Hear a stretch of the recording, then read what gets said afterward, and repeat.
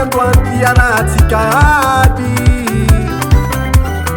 de mirotoroto samby mifidy sarange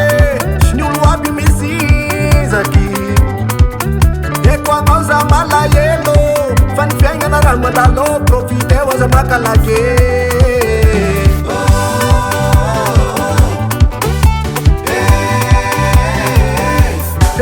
efa hoavy agnany izazy inge sy nahegnony rahanjare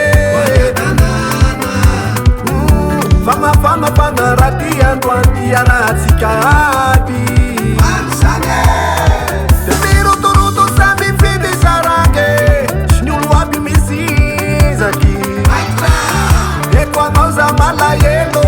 fa ny fiaignana raha mandalo profite eo aza makalake ny olo aby manala sady misaradala sy asiatsika bakara ny ambiance mafana